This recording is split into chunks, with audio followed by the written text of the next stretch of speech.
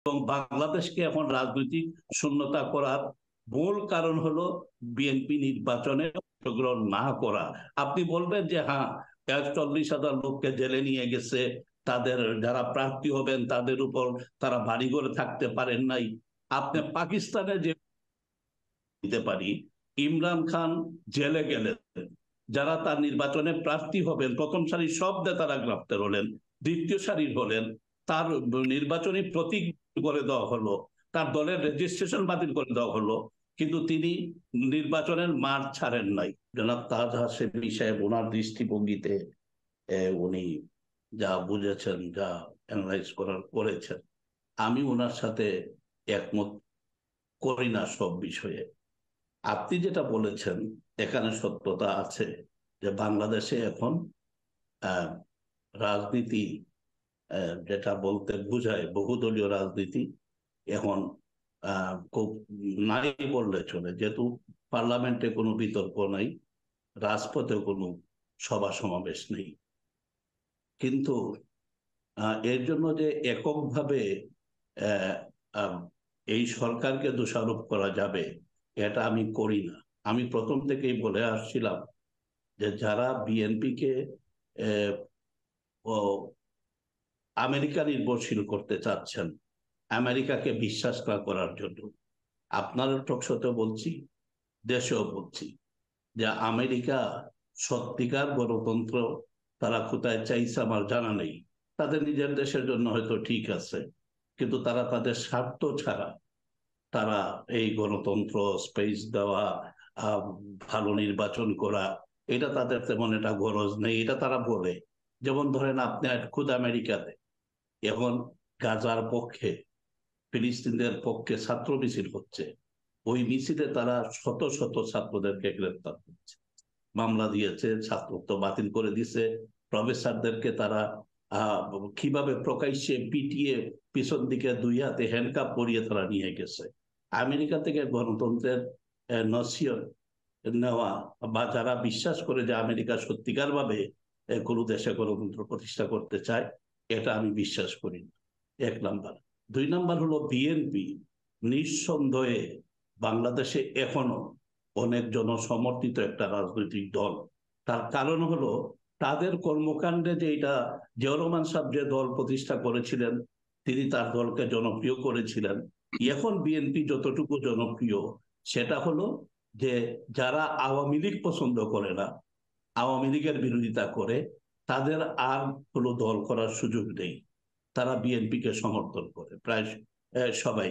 তো বিএনপি এখনো অনেক বড় রাজনৈতিক দল। একটা কথা তাজ হাশেমি সাহেব বলেছেন যে বাংলাদেশের মানুষ নির্বাচনে অভ্যস্ত। এই যে 1920 সাল, তার আগে থেকে ব্রিটিশ শাসন থেকে সে আসাম, বাংলা, অন্যান্য ভারতীয় যে ব্রিটিশ শাসিত প্রদেশগুলো, হ্যাঁ, নির্বাচন করে অভ্যস্ত, সরকার গঠন করে, ফ্রন্ট করে, এইগুলাই অভ্যস্ত। কিন্তু বাঙালিদের আরেকটা বৈশিষ্ট্য আছে, সেটা হলো আন্দোলন। আন্দোলন সংগ্রামও এই এই বাংলা যুগ যুগ থেকে হয়েছে। সে ব্রিটিশের বিরুদ্ধে হোক, সে অন্য স্বৈর শাসকদের বিরুদ্ধে হোক, এটা বা স্বৈর সরকারের বিরুদ্ধে হোক, বারবার তারাই জিতেছে। এই রাজপথেই সবচেয়ে আন্দোলনই বেশি আন্দোলন করেছে, হ্যাঁ। জি, মানে রাজপথ ঘিরে একটা রাজনৈতিক আন্দোলন মুখর রাজনীতি ছিল বাংলাদেশ ঐতিহ্যগত। সবসময় মুখরিত থাকতো। Right, right. 52 ভাষা আন্দোলনকে হয়তো জনাব তাজ হাশেমি সাহেব অনেক বছর থেকে বিদেশ থাকেন, ওনার দৃষ্টিতে উনি বলছেন যে ভাষা আন্দোলনটা কিন্তু আপনার অন্য কোনো জাতির থেকে শিখিয়ে দেওয়া নয়, এই দেশে মানুষ আমাদের মধ্যে বিভক্তি করার জন্য, বরঞ্চ এটা ছিল একটা ন্যায্য আন্দোলন।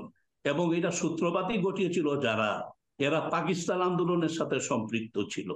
তামাদ্দুন মজলিস আপনার ভাষা আন্দোলনের প্রথম রূপকার, যারা প্রস্তুতি নিয়েছিল, তামাদ্দুন মজলিসের যে নেতারা, আপনি যদি খোঁজ খবর নিয়ে দেখেন, তারা সবাই পাকিস্তান আন্দোলনের সাথে সক্রিয় ছিলেন, এবং তারা বেশিরভাগই আপনার ইসলামের প্রতিও তাদের একটা আনুগত্য ছিল পুরাপুরি ভাবে।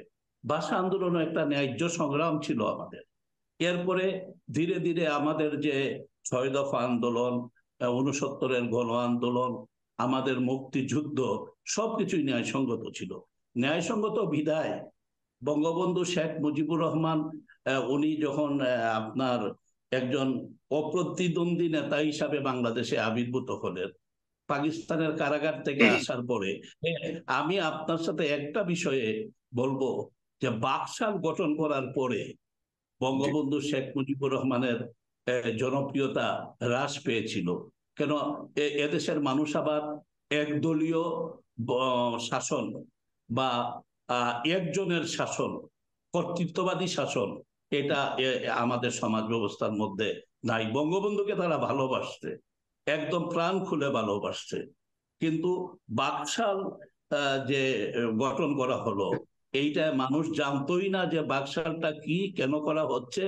মানুষ এইটা এক কথায় বুঝতে পেরেছিল যে এইটা বোধহয় একদলীয় একটা শাসন ব্যবস্থা এবং এই দলই বাংলাদেশকে শাসন করবে। এখন আমি আপনার শেষের দিকে আসি, সেই বাকশালের বিরুদ্ধে আরেকটা রাজনৈতিক দলের উত্থান করতে হয়তো পারত, এইটা হইল জাসদ। কিন্তু দেখা গেল তাদের মধ্যেও যে এত ব্রিলিয়ান্ট ছাত্ররা এখানে যোগদান করেছিলেন, কিন্তু রাজনৈতিক কোনো পথ দিক নির্দেশনা তারা জাতিকে দিতে পারেন নাই। ইসলামিক যে রাজনৈতিক দলগুলা ছিল, স্বাধীনতা যুদ্ধের বিরোধিতা করার কারণে তারা পরবর্তী বছরগুলায় মাথায় তুলতে পারেননি, মানুষের সামনেই আসতে পারেননি। বেশিরভাগ মানুষ তাদেরকে অপছন্দ করেছে। এরপরে আসেন জিয়াউর রহমান সাহেব যখন এসে একটা রাজনৈতিক দল করলেন এবং এটা বহুদলীয় রাজনৈতিক দল গঠিত হবে, এবং জিয়াউর রহমান সাহেবকে এখনো বাংলাদেশের বেশিরভাগ মানুষ, যদিও আওয়ামী লীগ বলে থাকে বঙ্গবন্ধু শেখ মুজিবুর রহমান সাহেবের হত্যাকাণ্ডের সাথে তিনি জড়িত, এখনো বেশিরভাগ মানুষ এটা বিশ্বাস করে না। মানুষ মনে করে যে তাকে আর্মিরা এবং জনতা তাকে ক্ষমতায় নিয়ে আসছে। যদিও তিনিও সামরিক শাসন জারি করেছিলেন, তিনিও নির্বাচনে রেফারেন্ডামের নামে অনেক কিছু ঘটিয়েছিলেন, কিন্তু তার একটা জনসমর্থন এখনো আছে।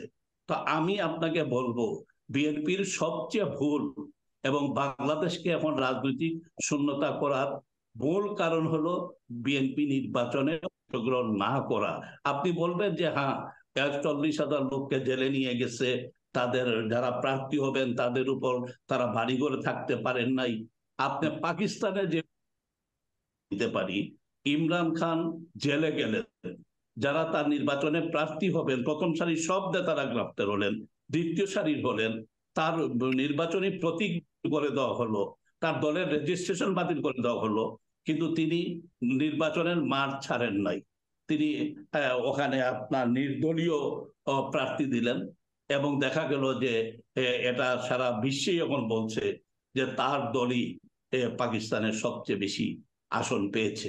কিন্তু কে বা কারা বিএনপি কে নির্বাচনে একদম আসতে দিল না? আপনি বলবেন যে এর আগে তো তারা নির্বাচনে গিয়েছিল, ওখানে তো তারা সঠিকভাবে কাজ করতে পারেনি, কিন্তু তারা মাঠে নেমেছিল। এই মাঠ থেকে আর উঠে যাওয়া তাদের উচিত হয়নি আমি মনে করি। আরেকটা প্রশ্ন আপনি করেছেন যে আমাদের রাজনীতি কি দিল্লি আর ওয়াশিংটন, অর্থাৎ আমেরিকা আর ভারতের কাছে কি সীমাবদ্ধ হয়ে গেল? আমি মনে করি এদেশের মানুষের উপর আমাদের বাইরে বন্ধু থাকতে পারে, কিন্তু আমাদের উপর দাসত্ব চাপিয়ে দেওয়া, এইটা দেশের মানুষ কখনো মেনে নেয়নি, মেনে নিবে না। এবং এই সরকার ভারতের সাথে হয়তো অনেক চুক্তি তারা করেছে, সাথে সাথে চীনের সাথে করেছে, সাথে সাথে আপনি দেখেন আরো আমাদের যে দক্ষিণ এশিয়া রাষ্ট্রগুলোর সাথে আমাদের সরকারের খুব সুসম্পর্ক আছে।